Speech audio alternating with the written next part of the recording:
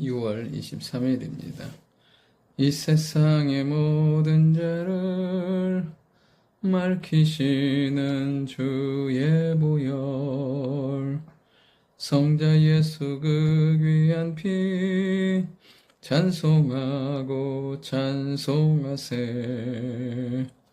주님 앞을 멀리 떠나 길을 잃고 헤맬 때에 나의 뒤를 따라오사 친히 구원하셨도다. 있는 보다 더 주의 흘리신 보혈로 이게 씻어 주옵소서. 아멘. 하나님 말씀 잠언 30장 1절부터 17절까지의 말씀입니다.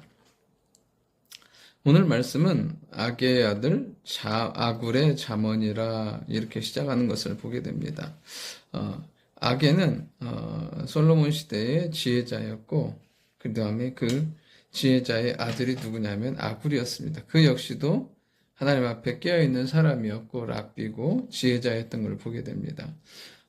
하나님은 시대마다 주시는 은혜가 다릅니다. 다윗의 시대는 어느 때냐면 전쟁의 때이기 때문에 정말 많은 누가 등장하냐면 용사들이 등장합니다.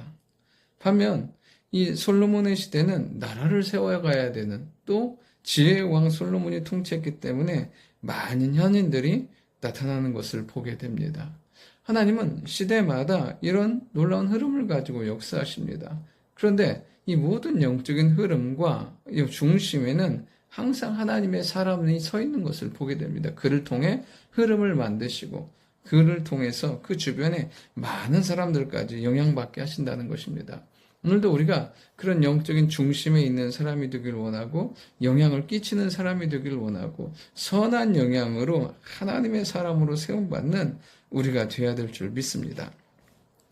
이 아굴이 누구냐면 이디엘과 그 다음에 우갈에게 이른 것이라고 말하고 있습니다. 이들은 누구냐면 그 아굴의 제자들이에요. 그러니까 말씀과 그 다음에 그들이 훈련되고 양육된 그들에게 이 아굴이 지혜에 대해서 이야기하고 있습니다. 근데 우리에게도 시사하는 바가 아주 많다는 것입니다. 첫 번째, 진정한 지혜가 무엇이냐에 대해서 아굴은 이야기하고 있습니다. 2절에 보면 나는 다른 사람에 비하면 짐승이라 내게는 사람의 총명이 있지 아니하니라. 여러분, 진정한 지혜는 무엇이냐면 자기 자신을 아는 것입니다. 아굴은 그래도 지혜자였고 그런 배경 가운데 있는 사람이었지만 자기를 뭐라고 말하냐면 짐승이라고, 사람의 총명이 없다고요. 참 이렇게까지 말하기 어려운데 그는 그 자신을 이렇게 묘사하고 있습니다. 정말 중요한 건 뭐냐면 우리가 하나님 앞에 어떤 존재로 사느냐 하는 거예요. 나 자신이 하나님의 은혜가 없으면 살 수 없다는 존재로 인식하며 사는 것. 이 아굴의 표현처럼 하나님 이외에는 우리에게 소망이 없습니다. 고백하는 것이야말로 진정한 지혜라는 것이에요. 그러면서 끝없이 뭐라냐면 5절에 보면 하나님의 말씀은 다 순전하고 하나님은 그를 의지하는 자의 방패라고 말씀하세요. 여러분, 진정한 지혜가 무엇이냐면 하나님의 말씀이 언제나 옳다는 거예요. 그러니까 모든 생활과 생각과 판단의 근거를 말씀에 두는 거죠. 그리고 하나님의 말씀을 의지하고 변개하지 않는 거예요. 6절에 보면 너는 그의 말씀을 더하지 말라. 그가 너를 책망하시겠고 너는 거짓말하는 자가 될까 두려우니라.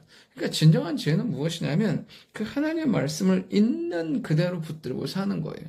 그냥 하나님 주신 말씀을 가감없이 믿고 사는 거죠. 그러니까 지혜는 우리 자신이 내가 어떤 사람인지 알고 하나님을 의지하고 하나님의 말씀을 붙드는 거예요. 그러면 오늘 이 아굴이 지혜자의 기도에 대해서 말하고 있어요. 7절부터 9절까지. 여러분, 지혜자는 무엇을 위해서 기도해야 되냐면 헛된 것과 거짓말을 멀리할 수 있게 해달라고. 여러분, 헛된 것과 거짓말을 하나님의 강제로 우리에게 하실 수 없어요. 뭐냐면 기도하며 그 가운데 점점 멀어져 가는 거예요. 여러분, 의도적으로 헛된 것과 거짓 것을 멀리 하려고 하는 것이 아니라 참된 것, 복된 것을 가까이 하다 보면 헛된 것과 거짓 것은 멀어지게 되어 있다는 거예요. 그러니까 정말 우리가 기도해야 될 건 뭐냐면 항상 하나님과 말씀과 복과 은혜에 가까이 하는 삶을 살 수 있게 해달라고 기도하는 거죠. 그러면서 두 번째 기도했던 게 뭐냐면 가난하게 마옵소서.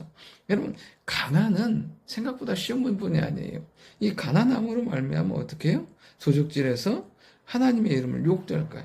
여러분, 이것이 가난함에서 끝하는 것이 아니라 범죄함으로 그 다음에 어려움 가운데 살게 되는 것을 보게 돼요.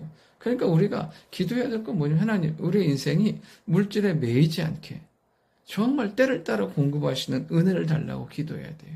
많은 것 사람이 부자가 아니라 필요할 때 돈이 있는 사람이 정말 부유한 사람인 거예요. 그러면서 부하게도 하지 말아달라고요.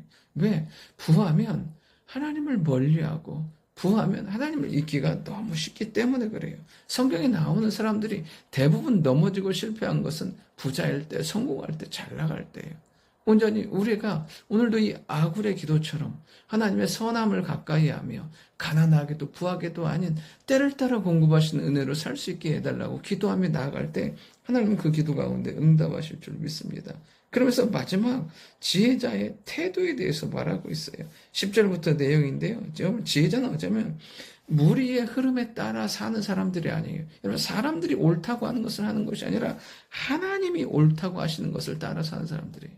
그러니까 오늘도 하나님의 말씀 가운데 사는 거죠. 그러니까 사람들, 무리의 말에, 미디어에 흔들리지 않는 거죠. 오직 하나님이 원하시는 거에 초점 맞추고 나아가면 그것이 영적인 놀라운 흐름이 된다는 거예요. 그러면서 지혜자는 교만하지 말 것을 말씀하고 계세요. 우리의 눈과 귀를 조심하며 사는 거죠. 여러분, 교만하지 않기 위해서 해야 될 게 뭐냐면 항상 우리의 눈은 어디로? 하나님께로. 우리의 귀는 하나님의 말씀 가운데 가면 우리는 교만하지 않게 되는 것을 보게 돼요. 마지막은 무엇이냐면 이 지혜자의 태도는 항상 만족하며 감사하며 사는 거예요. 보면 15절부터 나오는 내용이 뭐냐면 만족하지 못하는 거에 대해서 나와 있어요. 만족하지 못하는 거. 여러분, 만족하지 못하면 항상 그 마음이 불편하고 힘들어요. 어떤 것이 있어도 감사가 없는 거죠. 오늘도 하나님 주실 것들에 대해서 감사함으로 받고 기쁨으로 하루를 살아갈 수 있는 하나님이 주시는 그 은혜를 경험하며 사는 축복의 하루가 될 수 있기를 원합니다. 좋으신 아버지 하나님, 하나님의 놀라운 지혜와 능력으로 충만케 하시고 하나님을 구하게 하시고 하나님으로 만족하게 하시고 하나님을 찬양하며 나아가는 저희들 되게 하옵소서. 오늘도 주실 은혜에 감사하며 경배하며 하나님을 높이는 자의 삶을 사는 축복의 하루 되게 도와주옵소서. 예수님의 이름으로 기도드립니다.